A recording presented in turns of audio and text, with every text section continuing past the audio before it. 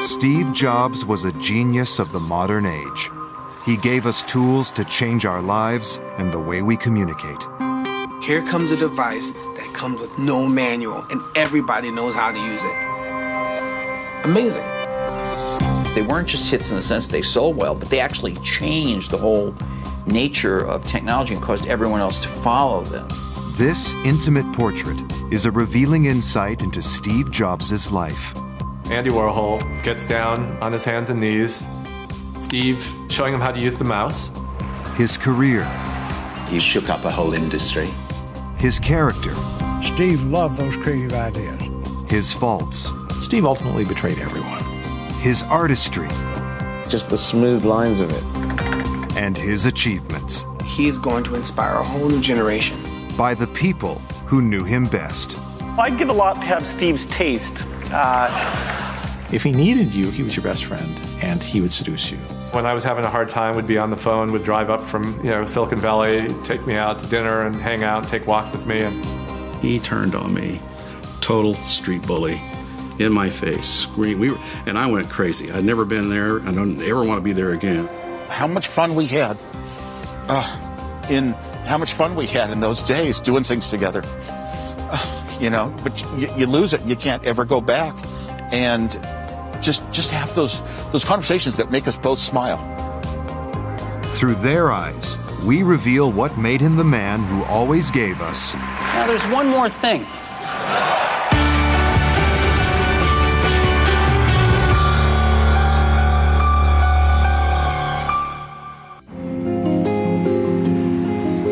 Stephen Paul Jobs died on October 5th, 2011, at the age of 56. A life cut short in its creative prime by cancer. His death was not a surprise, and yet its impact reverberated around the world.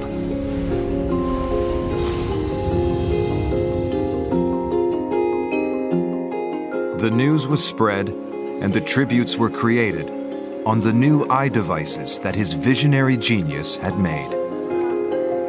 His is a success story that could only have happened in the USA. I don't mean to say that there aren't geniuses and world-changing people everywhere. There are.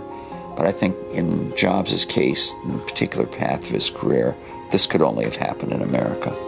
Steve Jobs' world-class salesmanship found a global audience in his famous Apple product presentations. He always had one more thing to announce. Everyone thinks, wow, that's so much. Wow, we got one more thing. And then you put your biggest thing at the end, because it will tip it.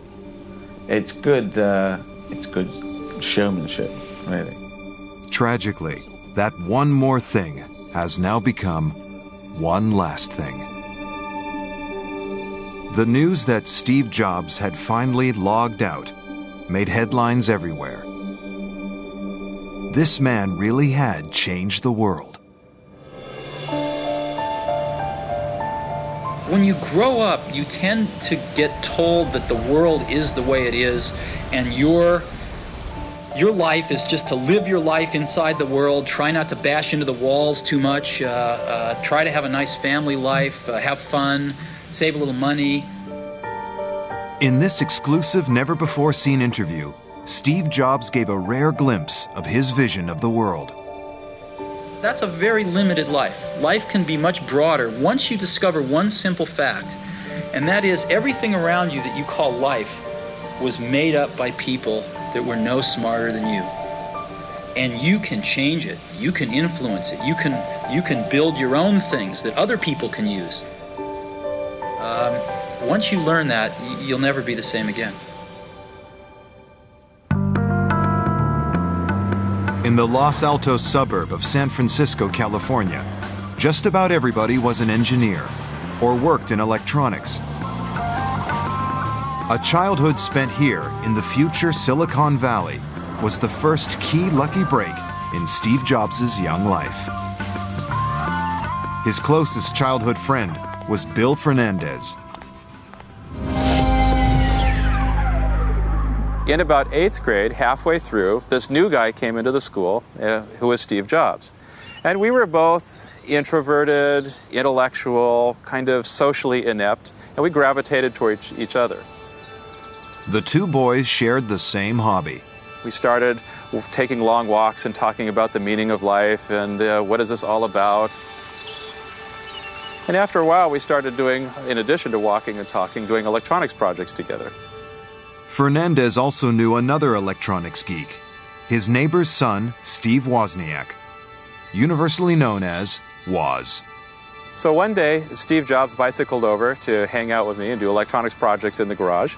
And out in front was Wozniak washing his car. So I thought to myself, okay, this Steve is an electronic buddy, he's an electronics buddy, they'd probably like to meet each other. Fernandez had no idea at the time that the meeting between his two friends would change our world. Jobs and Woz were soon to start a business together. Its name was Apple.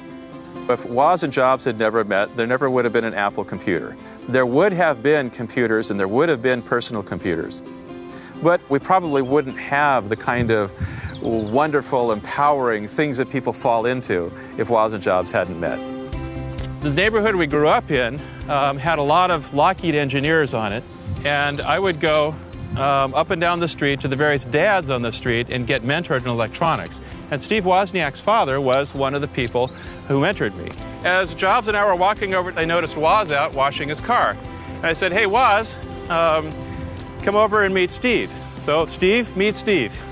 And this is where it happened, basically right here. Woz and Jobs became inseparable friends, but their first venture was not a computer. The pair developed an electronics kit mimicking telephone router codes to make free calls around the world. You know, when you make a long-distance phone call in the background, you hear doo-doo-doo-doo-doo-doo. Those are the telephone computers actually signaling each other, sending information to each other to set up your call.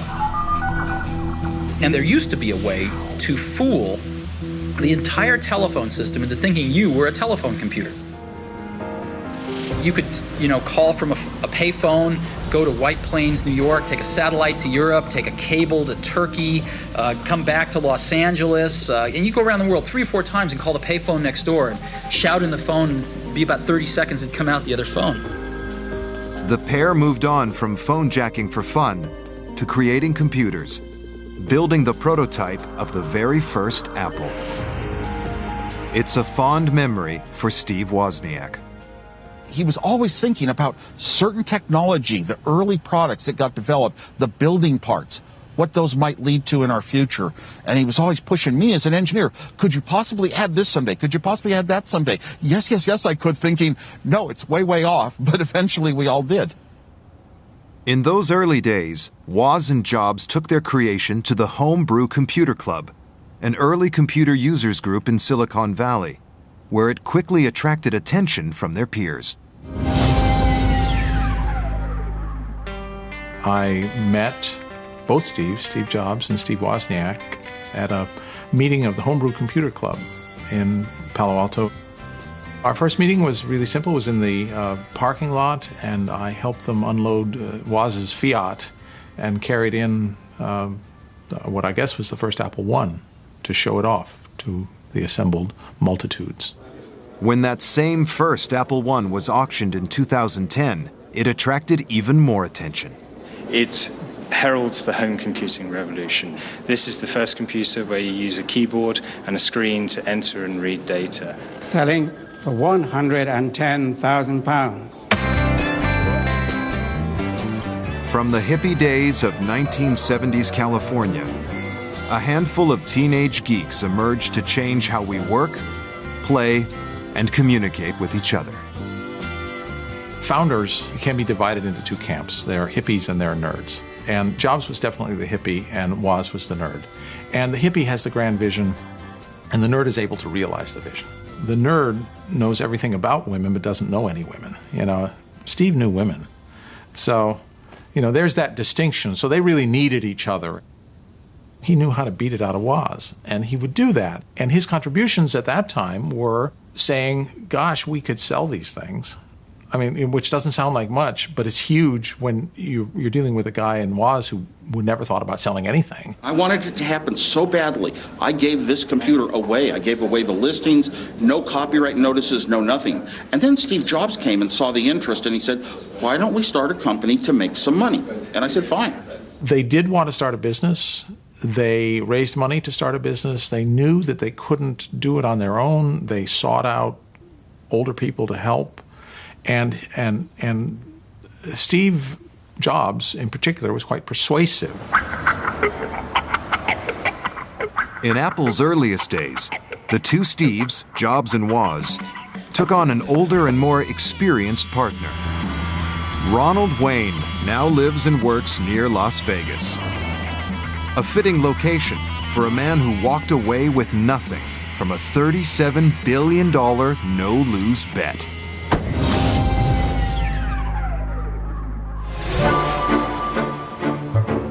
Wayne was invited to discuss a business proposal with Jobs and Woz.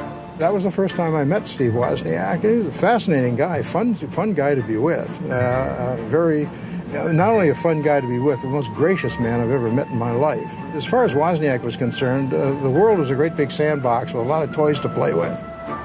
But Ron's opinion of Steve Jobs was not so hot. I wouldn't put gracious in his description. He had the kind of manner, the kind of approach to people and environments that were business directed, okay? He was extremely serious. Wayne acted as referee in a minor difference of opinion between the two equal partners. Well, Steve Jobs was so impressed with my diplomacy in that particular situation that he immediately came back and said, okay, what we're going to do is form a company with Woz and Jobs getting 45% each, and I would get 10% as a tiebreaker in the event of any philosophical disputes that might occur in the future. 10% of Apple today would be worth $37,631,420,312.42. But despite his share in the company, Ron was worried that working with Jobs and Woz might prove to be too stressful. At 40, I thought I was getting a little old for that. They were absolute whirlwinds. It was like having a tiger by the tail. So Ron decided to hand back his share for nothing and walk away, with no regrets. A lot of people have the impression that somehow or other I got diddled out of something. Well, I did not. Nobody diddled me out of anything.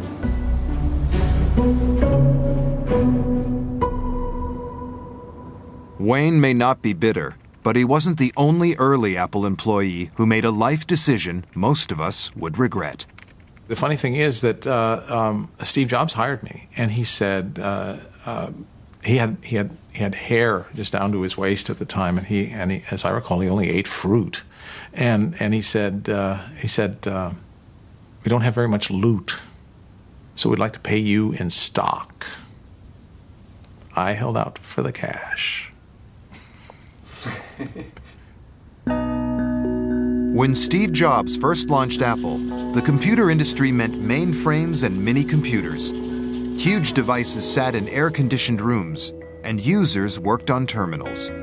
It wasn't a personal experience. The Apple II was the first computer that looked like a consumer electronic device. It was actually designed, and they thought about the user experience and that it was intended really to be used by a single person in some interactive way that was enjoyable to the user.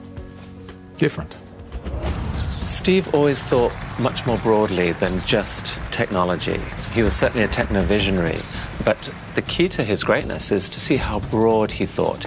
He was obsessed with design, with elegant design, and he was obsessed with the overall experience of technology and the idea of creativity generally. So somehow he was able to bring these things together and create technology that made people's eyes light up. I wait 8 hours in a line, and I'm hungry, and everything you imagine, but I'm happy. I'm with my iPad and really, really, really happy now. Jobs drew on a diverse range of influences to feed his creativity, including a class he dropped into at college in Portland, Oregon in the early 70s. Reed College has one of the best calligraphy courses in the U.S. His teacher had a major impact on his aesthetic and the clean lines of his products.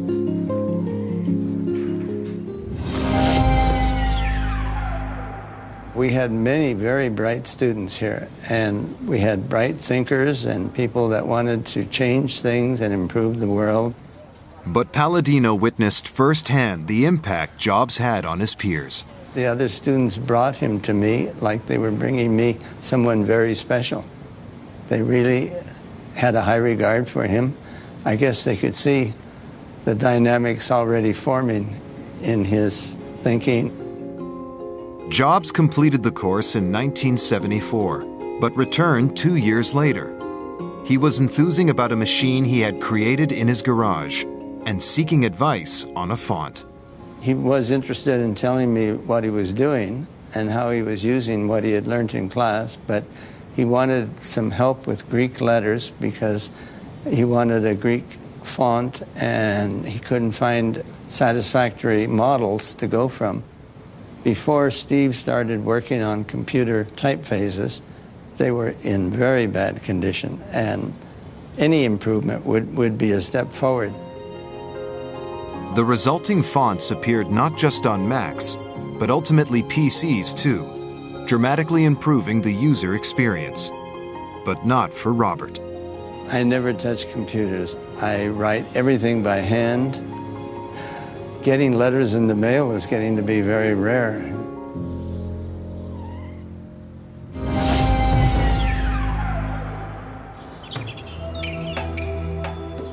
Dropping out of college, Jobs went on the hippie trail, traveling to India and studying Buddhism.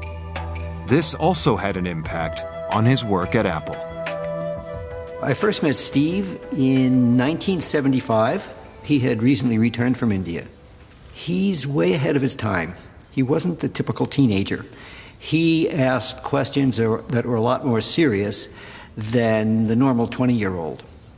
He was looking to understand the true nature of things, and I think he came to the Zen Center to continue his search. Steve was very much taken with Zen Buddhism. Zen represents the relationship between things of the world.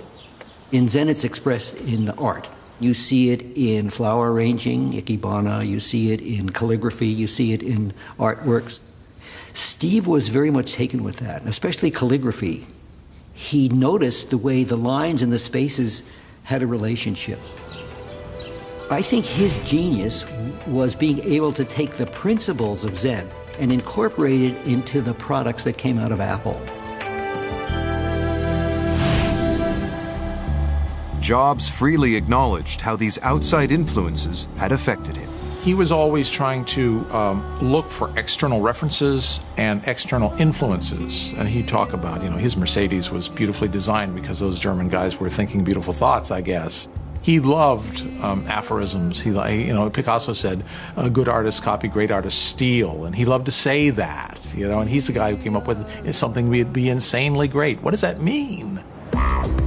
Much of what Apple did was built on the efforts of others. A 1979 deal gave him access to Xerox technology. One thing blew him away, a prototype mouse. He gave his own team orders to make one, only better.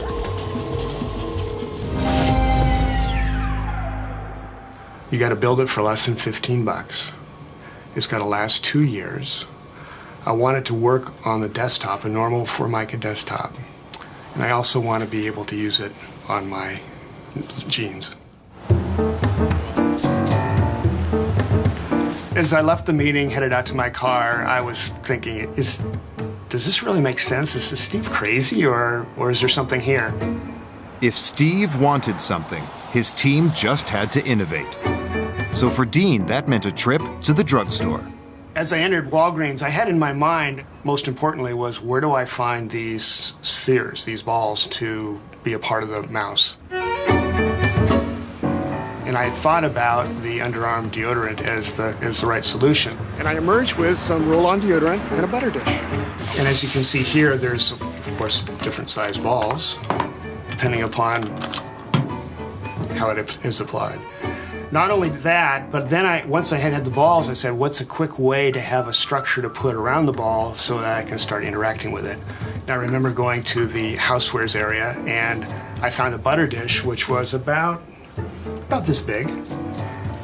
And that became the beginning part for the mouse as I felt it. So I used the butter dish, the roll-on ball, and was able to create a prototype.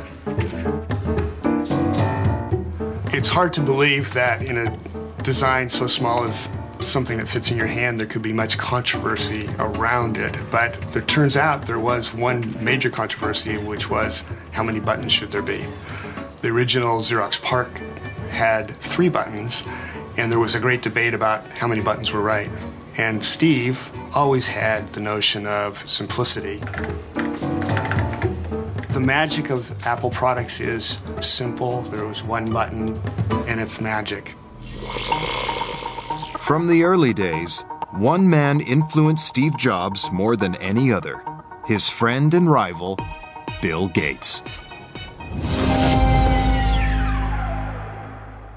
Apple's history interweaves with Microsoft's. Their CEOs gave a unique interview to journalist Walter Mossberg. It was, to my knowledge, the only time they ever got on stage together to submit themselves to an extended interview with journalists. Their interview gave Walt unparalleled insights into the dynamics of their relationship. But then there was a floating From the start, Gates was overshadowed by the more polished, confident Jobs. Let me tell this story. So was. I'm not fake Steve Jobs. If you saw them together, Steve always dominated the conversation. In part, that's because I think Bill was always fascinated by Steve. You know, he was a real observer, and he would just look at this guy and say, what the heck is going on here? We've kept our marriage secret for over a decade now.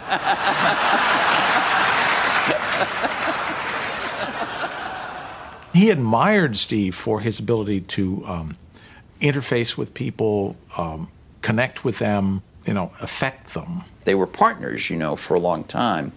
The very first Apple II computers had Microsoft software in them. But while the banter was good-natured, the rivalry between the two was deep-rooted. I personally can attest to having heard each of them say very nasty things about the other off the record in private over the years. I think the antipathy partly grew out of 2 things.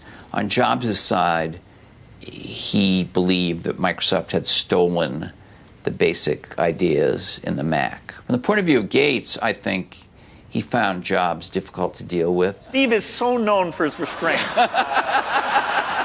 I think Gates felt that Jobs got more credit than he might have deserved as being the great technologist. Neither person is hugely likable. Certainly, Steve Jobs is an acquired taste, and so is Bill Gates, for that matter. They're both have their moments. Bill Gates is a better friend than Steve Jobs, but Steve Jobs is more fun than Bill Gates. Jobs had glamour and dynamism. By the mid-1980s, he was one of the richest self-made men in America. He was just 29.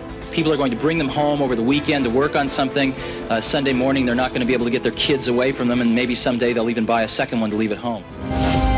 Which made him a natural subject for Playboy. Interviewing Jobs was a unique experience for writer David Sheff. The phone rang one day, and it was not a PR person who called, but it was Jobs himself. And it really was an indication of the way that he did business and really continued to do business. Apple was very different. The second you walked in the door, you felt like you were in a completely new environment. The conference rooms, instead of number 103C, were called Da Vinci and Michelangelo and Picasso. And indeed, it was Picasso that I was escorted to see Jobs for the first time. As the two got to know each other, Sheff realized he had a front row seat on what was then an unimaginable technological future. Steve started drawing on a placemat. We went back and forth, and basically by the end of that constructed what looks exactly like an iPad. Steve said this machine, this small device as big as a book, would allow us to keep in touch with one another. It would replace the telephone and would replace bookstores. He saw it as a reader on this very small device and read it with editing capacity, note-taking capacity. I mean, he really envisioned the iPad almost 30 years ago. Jobs and Schiff quickly became close friends. Through sort of the late 60s and 70s in very similar ways, going through some of the counterculture, you know, being influenced by some of the Eastern mysticism, Buddhism, the LSD culture, Timothy Leary.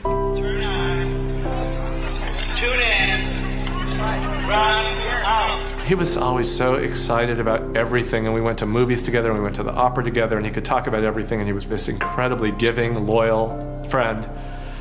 When I was having a hard time, would be on the phone, would drive up from, you know, Silicon Valley, take me out to dinner and hang out and take walks with me, and you know, that's pretty rare. In 1984, they visited the home of Yoko Ono for the 9th birthday party of Sean, her son with John Lennon. Jobs took along a birthday gift that fascinated not only Sean, but the whole star-studded guest list. Steve opened it up, pulled out, you know, what was one of those first Macintoshes off the assembly line, set it up on the floor. Sean was down on the floor with him. Steve turned it on, put Mac Paint in there. It took him about 2 seconds to show Sean how to deal with it, and Sean pretty soon was drawing pictures. Later, Steve told me it was one of the first times he'd watched a child with a Mac. Eventually, I sort of became aware that there were some people, you know, who'd come into the room, and I looked over my shoulder, and there was Andy Warhol. So there was this great moment that I'll never forget. You know, Andy Warhol gets down on his hands and knees with Sean on one side and Steve on the other side. I remember that Warhol would pick up the mouse and, you know, instead of gliding it along the floor, you know, the tiled floor in Sean's bedroom, he would sort of pick it up and was trying to figure out how to make it work. And Steve very patiently would sort of lower his hand down and say, no, you kind of push it along. So Andy sort of fooled around with it, and he was completely mesmerized. I mean, when he zoned in on something, the rest of the world disappeared, and that was what it was like watching Warhol in front of a Macintosh for the first time. And then, you know, he got this big smile on his face, and he looked up, he said, I drew a circle. And it was great. Life had been good for Steve Jobs. He was worth $1 million when he was 21. He was worth $10 million when he was 22. He was worth $100 million when he was 23 years old. So he knew nothing but success. And when you're 23 years old, you're worth $100 million, you are pretty damn full of yourself. And that's what Steve became. And so he had a huge ambition. But in 1985, at the age of 30, his charmed run of luck was about to come to an abrupt halt. Seeking someone to help run his rapidly expanding business, he hired in Pepsi executive John Sculley. President John Sculley admits Apple will be just another personal computer company unless Macintosh becomes an industry milestone in the next 100 days.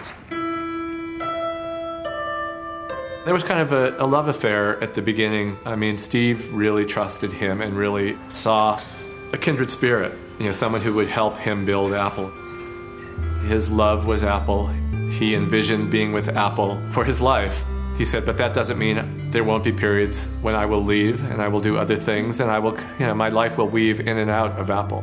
Once again, Jobs' foresight was spot on. 2 years after Sculley arrived at Apple, the love affair turned sour as company profits faltered. Steve was never fired from Apple, but he was ostracized and demoted and put in an office in an empty building.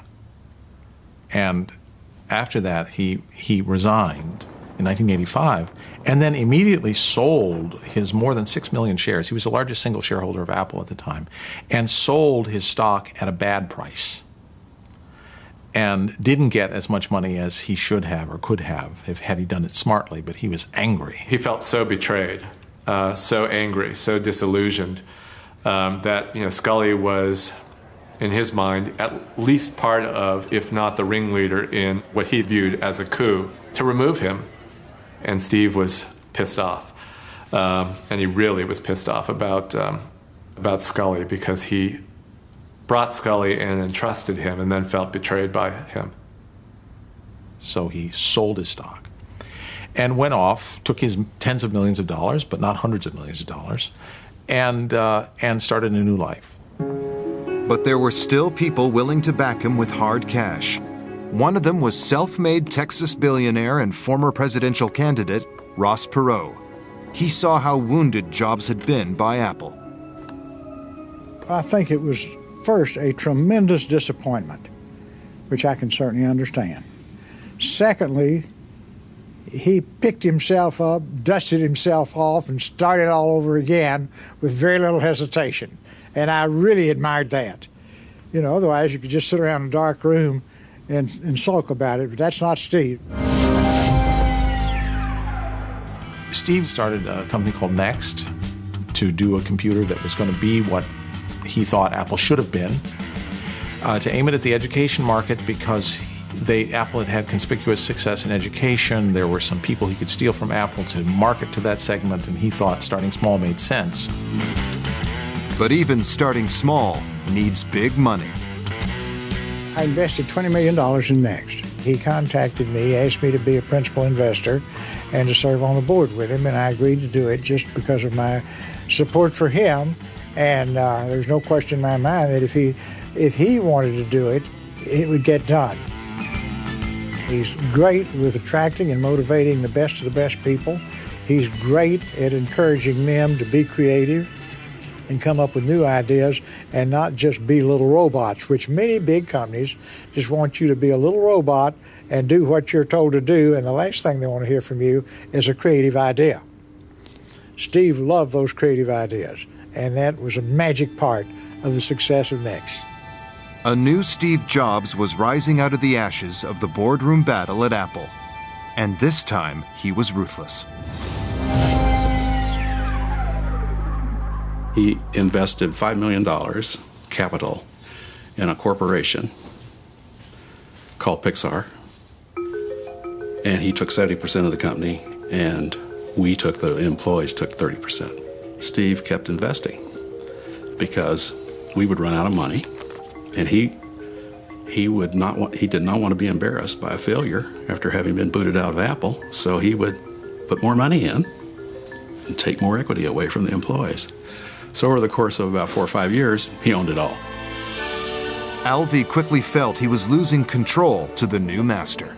I would look at my employees, looking at Steve, and I realized they're in love. You know, they're just looking up at him with big doe eyes, just soaking in everything he's saying as if it's truth. And it wasn't. So you can see he was very disruptive. Our management style was to be 2 hours away from him, try not to have him come into the building. Standing up to Jobs could be a painful experience, as Alvey found out in one memorable boardroom meeting. He turned on me, total street bully, in my face, screamed. And I went crazy. I'd never been there. I don't ever want to be there again. That's the reason I got away from him.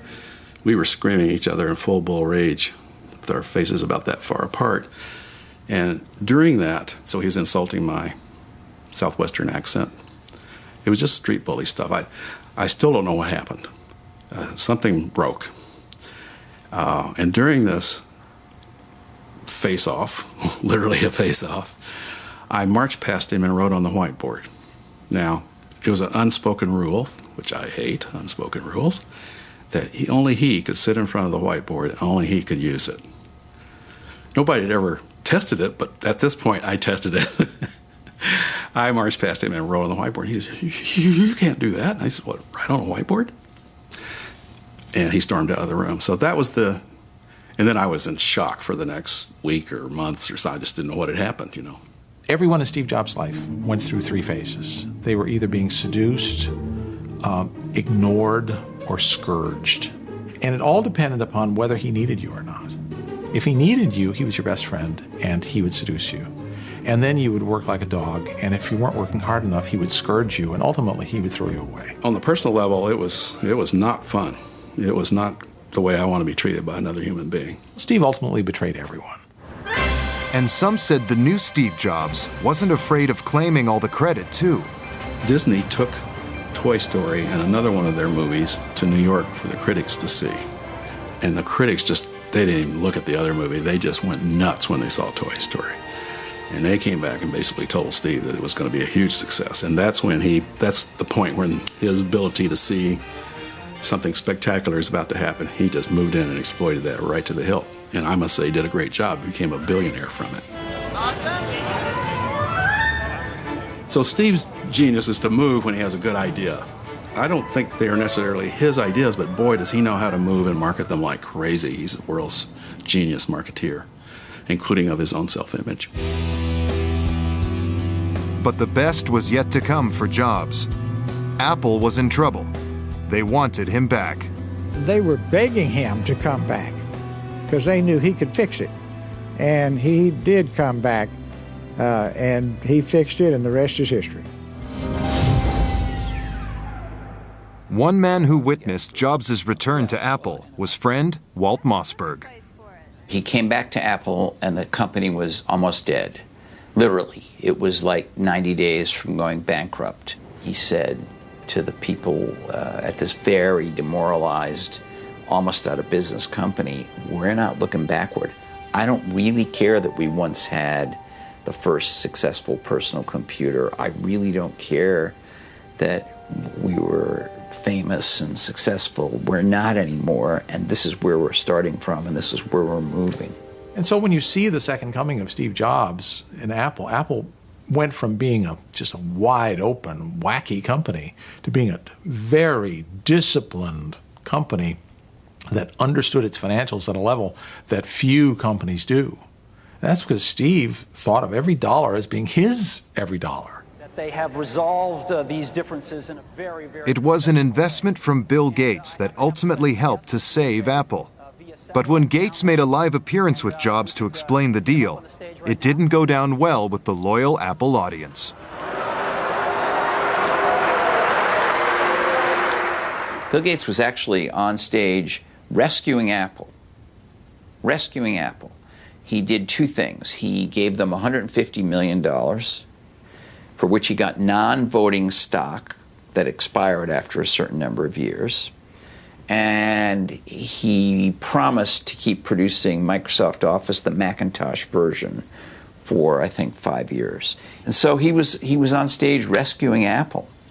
And yet the acolytes who were filling the room had learned to hate him. They treated him as, you know, the devil, the Antichrist, and they booed him. But Jobs, with his eye ever on the bottom line, had a different view. There were too many people at Apple and in the Apple ecosystem playing the game of, for Apple to win, Microsoft has to lose. And it was clear that you didn't have to play that game, because Apple wasn't going to beat Microsoft. Apple didn't have to beat Microsoft. Apple had to remember who Apple was. It was just crazy what was happening at that time, and Apple was very weak. And so I called Bill up, and we tried to patch things up. I think he learned to be a better businessman. I think he learned a little more humility. Steve really changed in a number of ways, and he changed primarily because of failure. Failure affected him, and he learned from it. Jobs created a brand new product at Apple, the iMac. I think there was a decision to look different. Remember their motto immediately after his return was "Think different." And, you know, he didn't say that because he didn't believe it. You know, he really did want to think different, and they would have to appear different to show that they were thinking different.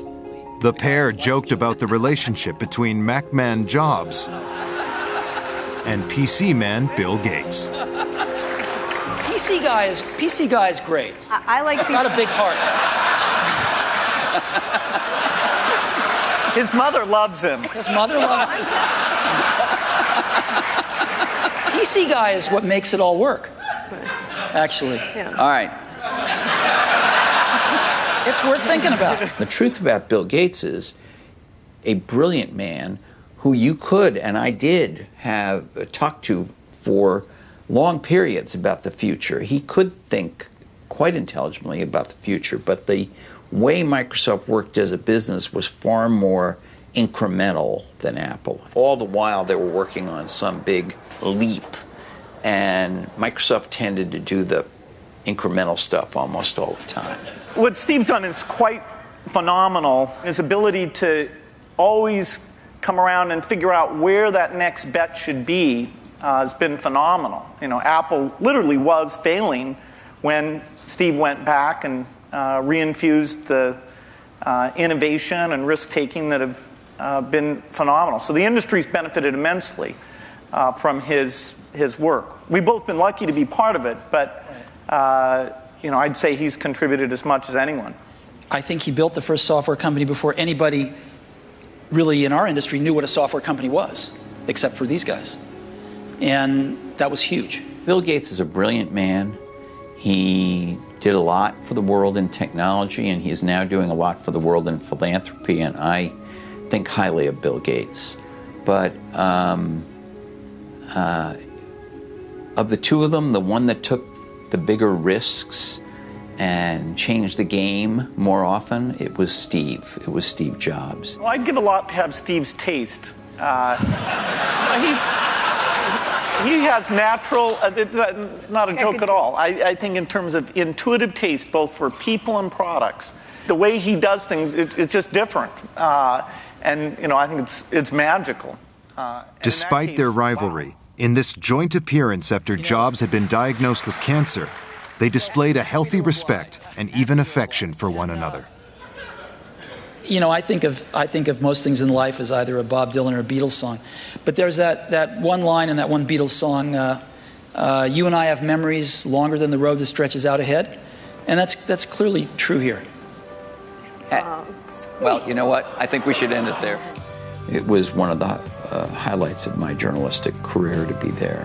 Thank you very much. Thank you so much. In fact, we were quite taken aback by the standing ovation and seeing some of the people from where we were sitting on stage actually shedding tears. It sounds strange, but it was actually an emotional thing.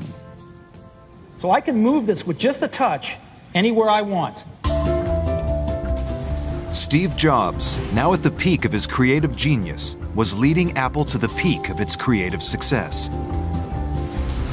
The key to the success of the company was in moving beyond the computer, was in seeing how the microprocessor was getting so cheap that it could be applied to other consumer electronic devices.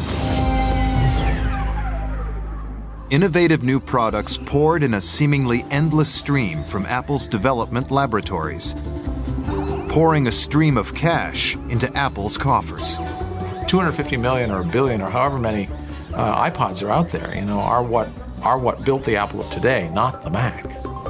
Approaching the age of 50, barely a quarter of a century after making his first million greenbacks, Jobs was worth $2.3 billion. Now, he picked up the pace of Apple's evolution. Computers, they were yesterday's news. He was conquering the world of music. Great new products. Jobs was hurting his competitors. iTunes pretty well killed off the music store, and Virgin Megastores, you know, slowly been disappearing around the world. 500,000 songs are downloaded on iTunes every day. In many cases, changing artists' lives. Hip-hop group The Black Eyed Peas were asked to star in an iTunes commercial. They later became the most downloaded band on iTunes. But at the time, they didn't understand this new cultural phenomenon. They said, hey, they want to use a Black Eyed Peas song for an iTunes commercial. And I said, well, what's iTunes? And they said, they're not paying much, but they're going to give you guys iPods. What's an iPod? This is the new iPod Nano. But Jobs' influence on the music industry went far beyond simple star making. Way before iTunes, Steve Jobs has been a part of music because every major studio has a Mac computer in it. I mean, the Mac computer is an artist's computer. Musicians are still important, but people like Steve Jobs are uber important. They bought CDs, and they want to buy downloads. People don't want to rent their music. Life in Apple's orchard had never been more fruitful. Then, Steve Jobs learned he had cancer.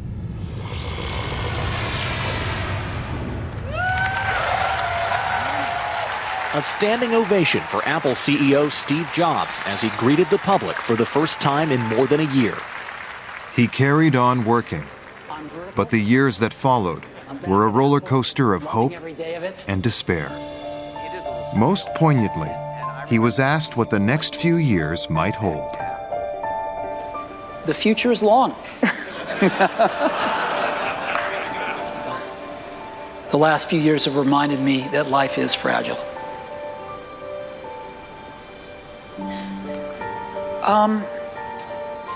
You know...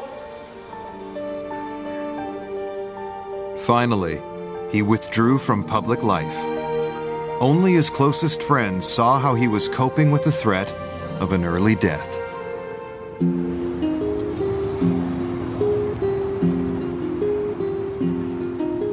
Steve Jobs loved to take walks. He did a lot of his thinking and his talking with his close friends, like Larry Ellison and a number of other people that he was friendly with in Silicon Valley. And he would go on these long walks, sometimes around Palo Alto, where he lived, and sometimes in other places.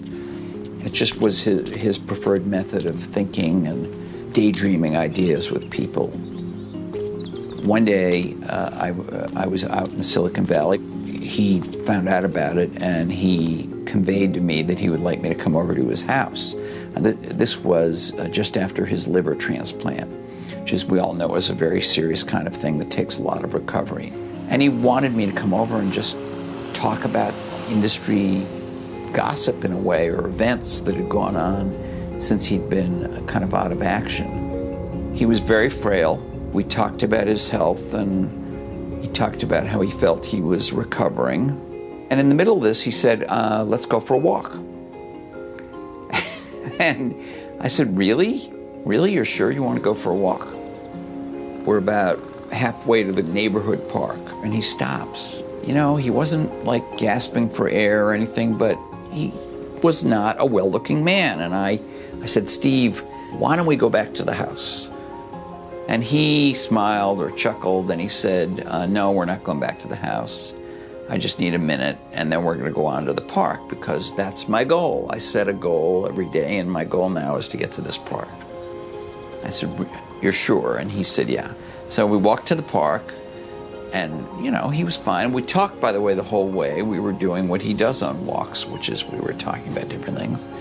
And we got to the park, and we sat on a bench, and we talked about, in the park, as if I remember correctly, we actually talked more about life and health. And, you know, I had had a heart attack some years before, and he was lecturing me about that. And I was sort of lecturing him as well about work-life balance and all these things. And then we got up and walked back and talked some more.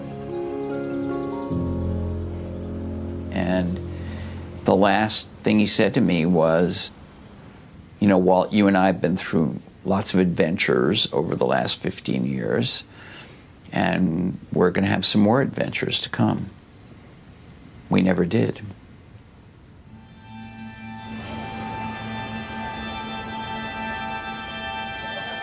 On October 5th, 2011, Steve Jobs died. The next day, his closest friend and colleague, Steve Wozniak, paid his own tribute. I'm going to miss the chance to go to him and just sit down and share, you know, just person to person, how much fun we had in those days doing things together.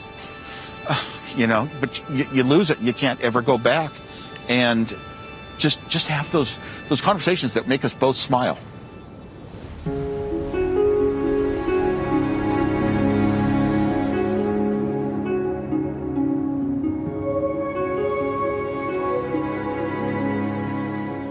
As the world mourned, the most fitting tribute came from one of Steve Jobs' young fans. 19-year-old Hong Kong-based design student Jonathan Mac Long created an image on his Mac that went viral around the world. There was no real research behind it. I just messed around on my computer and it just happened. It made sense to incorporate his silhouette, his profile into the logo.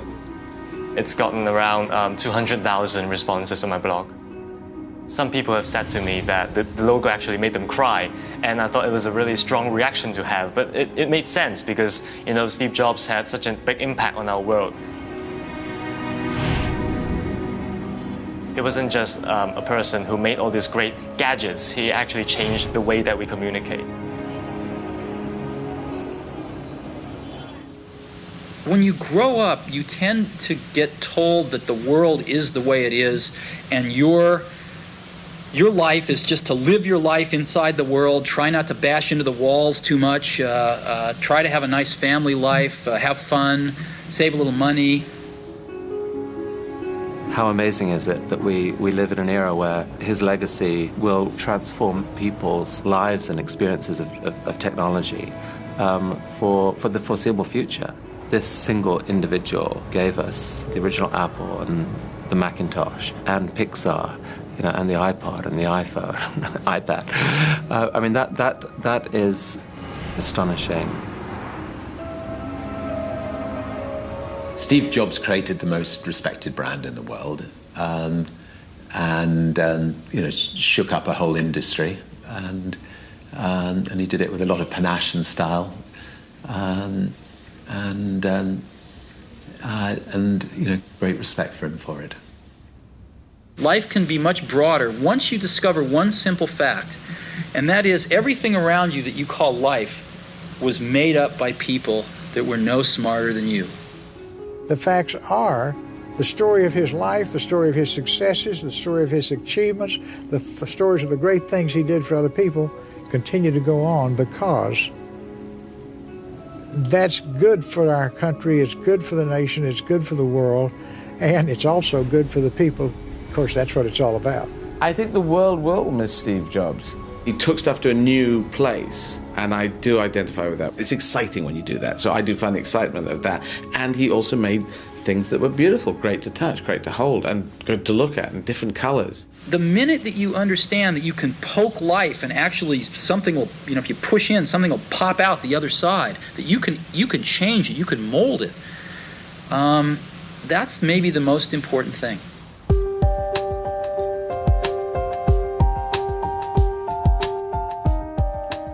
There's one thing on which everyone agrees. Steve Jobs left a legacy that has changed the world. He had the ability to think out new ways of doing things, not just ways to improve what we have, do a better version of something, but do it in a totally different way that the world would swing towards.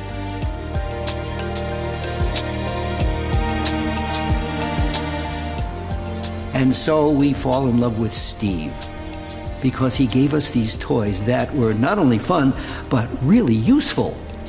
Wow.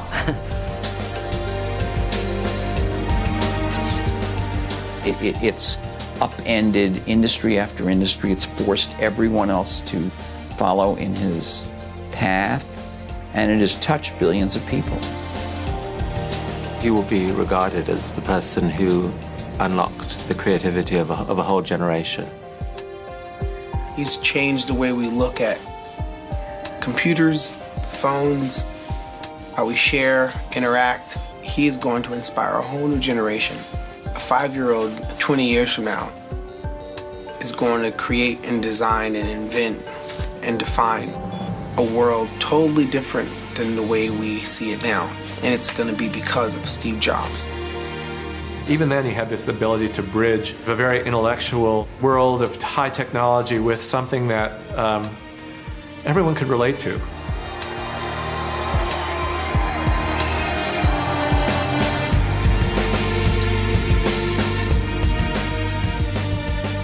Here's a guy who revolutionized the computer industry, the music industry, the motion picture industry, the telephone industry.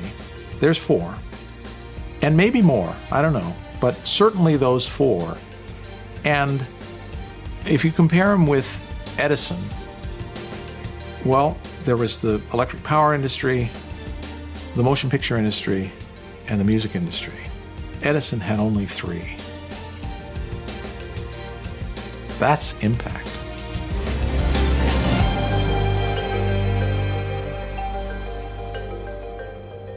To find out more about Steve Jobs and watch the program again online, go to pbs.org.